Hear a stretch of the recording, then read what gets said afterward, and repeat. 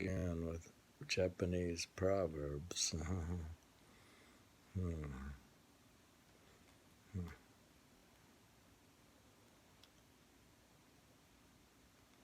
Anyways,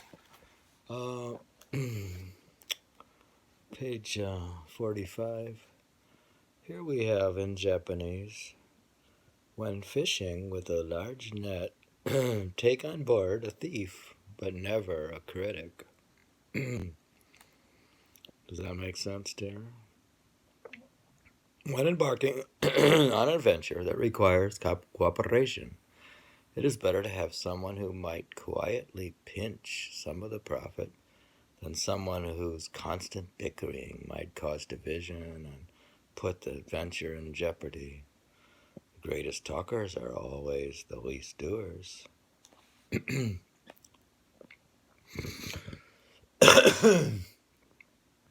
When fishing with a large net, take on board a thief, but never a critic. All right. Never a critic. Don't take critics. Critics are useless. That should be. That's fish. Somebody who's critical runs a running commentary about how you should do things all the time. You just throw them overboard. Large radishes are mild in taste.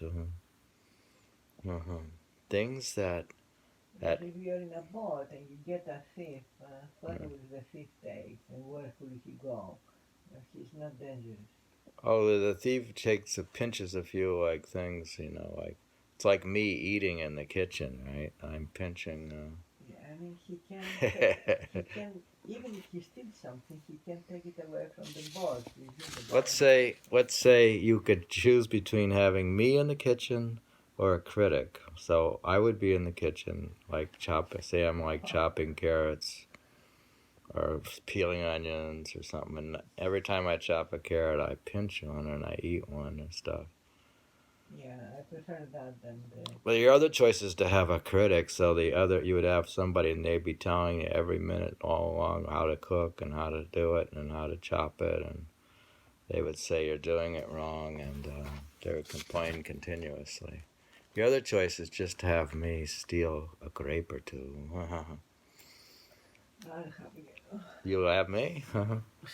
I'm like a thief in the kitchen. You're not supposed to eat during cooking. Oh, I gotta have my raw veggies too. I like raw vegetables. So when you're cooking a vegetable, and I'm like that's like my career as a chief onion peeler. Large radishes are mild in taste. Okay, things that at first appear ominous may at closer scrutiny be quite harmless. The devil is not so black as he is painted. Those big things can be small, like you always think something is a big deal and it's just really small. Small profits rather than big profits. It is better to try to accumulate one's fortune in small steps rather than trying to make it all at once. Little and often fills the purse. See, if we had an app on the iPhone, right? We have an app, and the fee for the app is $1. And we sold the app to 1 million people, we would then have $1 million. Imagine we can sell an app that gives people $1 a day. Gives them $1 a day. I like one that gives me $1 a day. What kind of app are you gonna make for? That's why I'm saying some apps that are sold at 99 cents or $1, people make a lot of money because people say, "Oh, $1, okay, that's fine. I could pay $1." But if you say 10, then they don't buy it. This one says, awake 3 shaku, asleep 5 shaku. I like this one. It says the Japanese shaku is an old unit of measurement still used by Japanese craftsmen. 1 shaku corresponds to roughly 30 centimeters. In life, one only needs 3 shaku of space for sitting and 5 shaku of space for sleeping. So rather than covet wealth and land, one should learn the art of being content with little. Content is more than a kingdom. Content is happiness. You know how they have those little bed space hotels in Japan? Remember how I was gonna be a minimalist and just have my zabuton to sit on and 3 zabutons to sleep on. In my minimalist, you see, in my minimalist apartment, I have no TV and no bed and no tables and chairs and no bookshelves and no cupboards, no nothing. As I read this book on Japanese minimalism. Yeah, you don't need to sleep. You don't need a bed either. You don't need a bed because they have these low sort of simple beds. You have a sleeping bag. They're even simpler than a futon. They have these things in Japan you just put down, and they're probably nice. Here's another one: awake half a tatami, asleep one tatami. The tatami is a thick mat of woven straw of roughly 180 by 900 centimeters. In life, one only needs half a length of tatami for sitting and one length of tatami for sleeping. So rather than covet wealth and land, one should learn the art of being content with little. Content is more than a kingdom. Content is happiness. We will pull that one through twice. So different the Japanese. Well, it's very Buddhist, sort of, but the extravagant are usually poor of heart. Those who live in luxury usually do so to compensate for their spiritual poverty. A man's age is his spirit. A woman's age is her face. A man's age is determined by how he behaves. A woman's age is determined by how she looks. A man is as old as he feels. A woman is as old as she looks. There is a difference in the sexes, huh? When was that written? Women's gotta look good, and men gotta. When did they write Well, that? at the same time, men have to feel good.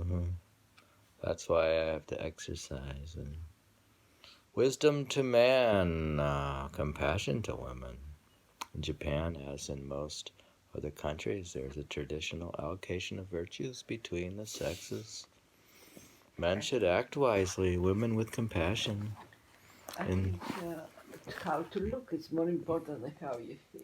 In the If husband, you look good, you must feel good already. in the husband wisdom, in the wife gentleness. Well, I suppose to feel, the man has to look good if he's to have also a man's age is determined by how he behaves. You've got to be energetic or something. Here we have, when fools are dancing, fools will be looking on. Remember how those who bother to give any attention to people acting foolishly are fools as well. Does that mean if we watch something foolish on television, we're fools? Probably, maybe. I guess we're fools as well. Do you accuse me of being a fool when I watch? Oh my God. I could be a fool. If I look at the wrong thing, I'm a fool. Parents and children last but one lifetime. Man and wife last 2 lifetimes. Why is that? Lord and Liggy last 3 lifetimes. My goodness, the view of the order of society prevailed throughout Japan's feudal era. What last 3? This is feudal era.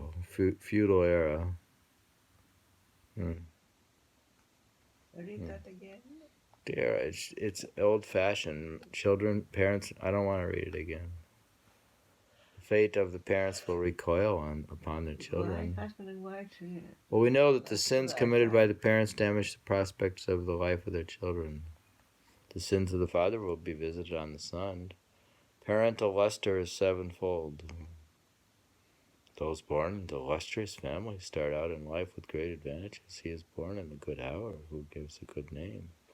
Parents labor hard, the children live in ease.